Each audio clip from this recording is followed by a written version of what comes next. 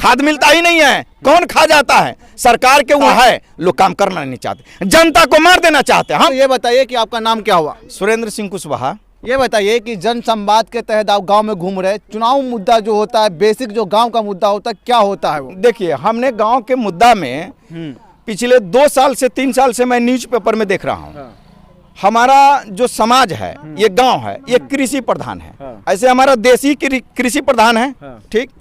और हमारा कृषि प्रधान है तो किसानों को जर्जर हालात देखा हमने कि 12 बजे रात्रि में उनको लाइन में खड़ा होना पड़ता है और सुबह 10 बजे खाद मिलती है। आधी को मिली, आधी को नहीं मिली। इसलिए मैंने पहला ही पॉइंट में लिखा कि अगर हम चुनाव जीत जाते हैं तो सबसे पहले हर एक पंचायत में किसान विकास केंद्र हम खोलेंगे। सरकार तो दावा कर रहा है ना कि किसानों तक खाद मुहैया कराया जा रहा है, बीज मुहैया कराया जा रहा है, को हर वो फैसिलिटी मिल रहा है जो किसान को मिलनी चाहिए, वो तो मिल ही रहा है ना सर। तो फिर 12 बजे रात्रि से क्यों खड़ा है किसान?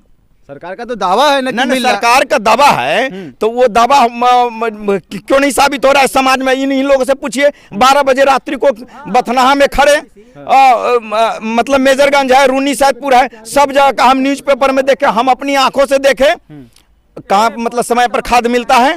खाद मिलता ही नहीं है, कौन खा जाता है? सरकार के वहीं पे एसी में बैठे बैठे मतलब है कि योजना बनाने से काम चल जाएगा?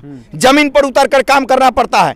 आज मैं जमीन पर उतर करके चल रहा हूं। हमारी भी हैसियत है कि 10 गाड़ी से चले, लेकिन मैं 1 गाड़ी से चल रहा हूं।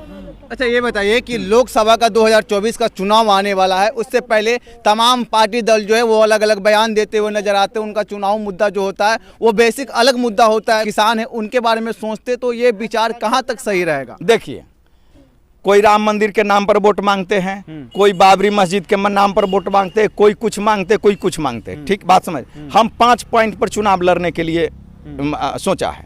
पहली बात तो हमने बता दिया कि हर पंचायत में एक किसान विकास केंद्र खोलूंगा।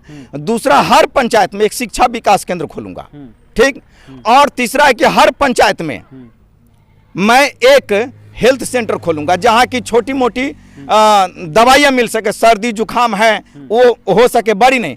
और सबसे महत्वपूर्ण बात, हर एक पंचायत में एक एम्बुलेंस दूंगा, हर पंचायत में एक एम्बुलेंस दूंगा। कहा यह भी जाता है कि सरकार के पास तो बजट नहीं है, तो फिर स्वास्थ्य केंद्र की बात कर रहे हैं, वो कहां से लाएंगे आप? भाई साहब, आप कोरोना काल के पीरियड में कौन है वो प्रताप रूढ़ी, कहना नहीं चाहिए बीजेपी का ही है, लेकिन मैं बोलने से डरता नहीं।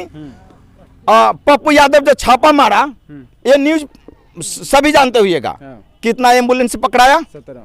क्या बात अब करते हैं? है व्यवस्था है, सरकार का फंड लौटती है, अब व्यवस्था है, लोग काम करना नहीं चाहते, जनता को मार देना चाहते हैं। हम पूछते हैं, पंजाब और हरियाणा का किसान क्यों आगे है? क्या पंजाब और हरियाणा की मिट्टी हमारे यहाँ की मिट्टी से ज्यादा ताकतवर है? नहीं है।